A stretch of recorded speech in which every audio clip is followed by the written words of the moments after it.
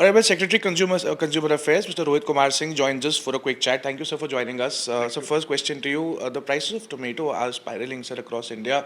You said that the situation is stable, and such a phenomena occurs usually with recent pulses also. So, give us a highlight, sir. Is the situation stable, and what is the government undertaking steps to ensure the supply remains normal and the prices remain normal, sir? So, as you would appreciate, tomato is a highly perishable commodity, and it has issues pertaining to storage, transportation, and especially if there is a sudden weather disturbance in terms of sudden rain or sudden spell of heat, the crop gets affected. So that is what happened. There's also an issue of seasonality. Every year at this time of the year, prices are generally higher than the remaining part of the year. So we are watchful of what is happening around the country.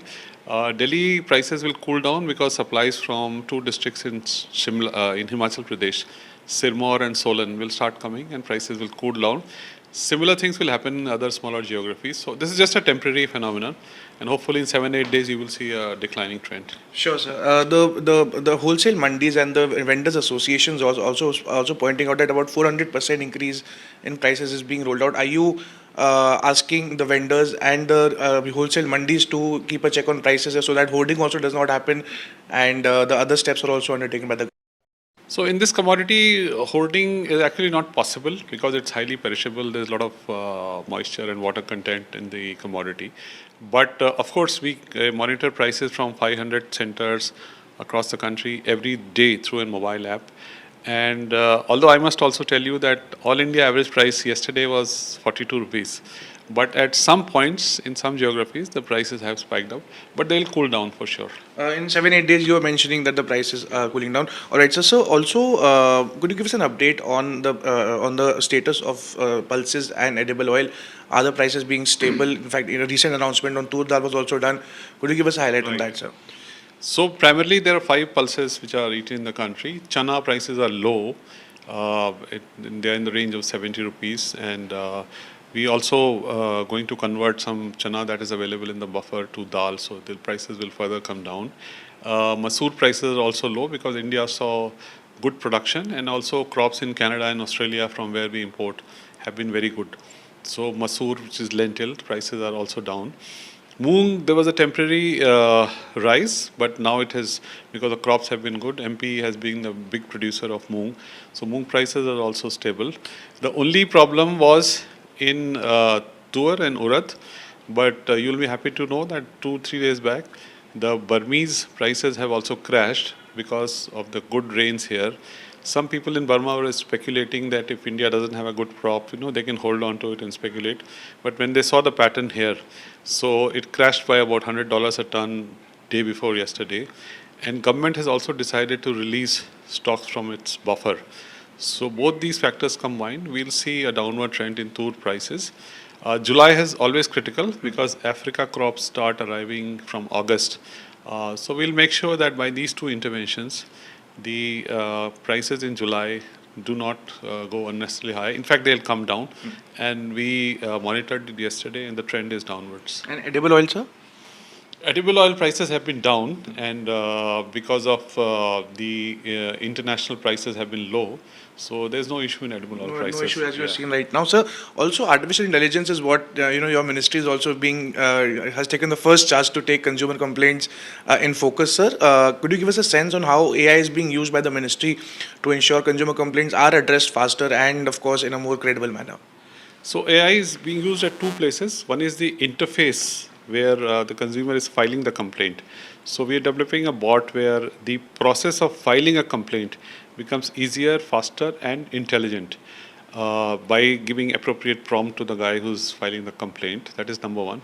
Number two is when you have a set of complaints and cases which are there in our database, we run analytics through it and try and pick up which sectors are there where consumers are filing more cases. And then we have a debate with the stakeholders of that sector as to how to reduce those pain points so that the case can be, this is more in the nature of preventive. For example, at the moment, India has about 5.5 lakh cases, consumer cases in all our about 700 courts across the country. So we ran an analytics and we found that 1/3 of these cases pertain to insurance. Okay. So we called all the stakeholders from insurance sector, including the Department of Financial Services representatives, and we sat for a day and identified as to why so many consumers are coming to consumer courts for insurance related complaints, and then identified a few things. By addressing those, this number of complaints could itself be reduced. And so, when are we seeing an official launch for this particular bot from artificial intelligence from the ministry? Is it still at a trial phase or pilot phase, or do you have a timeline in mind, sir? So it's and we don't want to launch it in a premature stage, because AI is a double-edged thing. I mean, you don't want it to go wrong. So as is true for all large language models and similar generative AI, we need to train it on a lot of data before you launch it formally. So it might take a couple of more months. Sure, sir. And also, what all sectors you mentioned, including the insurance sector, what all sectors are you identifying that probably this chatbot could address, so that the load on the government also reduces and, of course, intelligence also comes in, sir? So I think the second sector where a lot of complaints are coming is the real estate sector. The differences between builders and buyers. So we did a roundtable in Mumbai about a month back, where representatives of Housing Ministry and the chiefs of RERA of Delhi, Mumbai, and our judges from the consumer commissions and the NGOs, and everyone sat together for a day. And so the issue that came out was that if there's a model builder-buyer agreement throughout the country, where the clauses pertaining to consumers' rights are in the form of a template and everybody adheres to that, that will make life simpler for the consumer. So our team is working on that in association with the Ministry of Housing and Urban Development. Sure, sir. Also, sir, your ministry has been very proactive when it comes to, solving problems of the consumers. Also, I'd like to ask you, the influencers with respect to the health sector and the financial sector are having a good time right now, especially on social media, giving advices as far as the, financial benefits are concerned, financial gains are concerned through stock markets. SEBI has also multiple times issued various advisories. So, are you, what steps are you undertaking to ensure these two particular subjects are taken care of? So you're right. Influencers is the new economy, especially with young people. So first of all, let me make it clear: we don't want to become an impediment in that sector of the economy. A lot of young people are making money there, and the size of this sector is about 2,500 crore already. So we don't want to get in the path of that.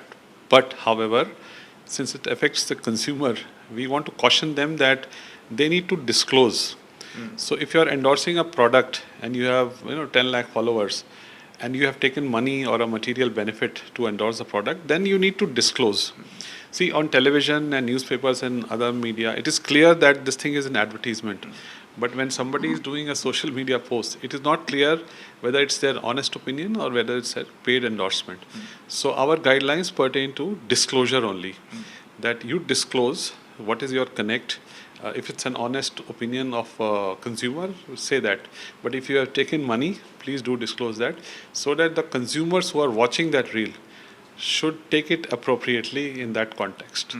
Also, so sir, are you in touch with SEBI or Ministry of Health regarding issue being taking more stringent actions on that, sir? So you're right. We have been concerned with the posts pertaining to health and financial investments, etc.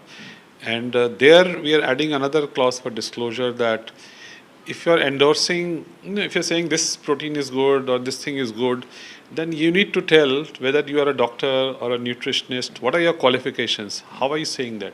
So I'm not talking about general comments like do more exercise or do yoga. Of course, everyone can say that. But if you are endorsing a particular protein or a particular product, then you need to tell the world whether you're a doctor, what is your expertise, because people should not be taken for a ride unnecessarily. Absolutely. Last question, sir. Any new trend that you're watching out for? What is the Consumer Affairs Ministry's agenda next with respect to protecting consumers that usually, the consumers and the viewers usually ignore? So we have been engaged with this new issue which is emerging all over the world called dark patterns. Right. So dark patterns are, things especially on e-commerce websites, where you are being taken to unintended direction without your consent. You want to get out of a subscription, the site is not letting you do. it's nagging you. It's saying, "Oh, this is the last chance." They say only 2 items left, whereas it's a pre-recorded thing. So these are globally called dark patterns, and we recently did a roundtable where we called all these the Googles and the Amazons and the Flipkarts, Swiggy, Zomato, Uber, Ola, everyone, and we said this is what we see as dark patterns, and please refrain from indulging it, because it is an unfair trading practice and it is prohibited in the Consumer Protection Act. So the way we work always in new and emerging thing is, first we advise, we engage with the stakeholders, then we request them to self-regulate, because we don't want to get into their backyard. They also don't want government in their backyard. But if the self-regulation is not working and the consumers' interests are getting affected adversely, then obviously we have to step in as per the legal framework. Sir, also the mobile number thing, sir. Are you planning to expand the gambit beyond retailers? Because for gyms also, for restaurants also, are they kind of included? Will they be included, or only the retailers would be included? Anywhere where you're spending money to buy goods or service. So the examples you took is a service, gym is a service. So nobody can force a consumer to give their phone numbers. It's inherent, but I have taken a cue from your conversation, and we will also issue specific guidelines for the service sector. Thank you so much for joining us, sir. Thank you. If you like the video, do like, comment, share and subscribe.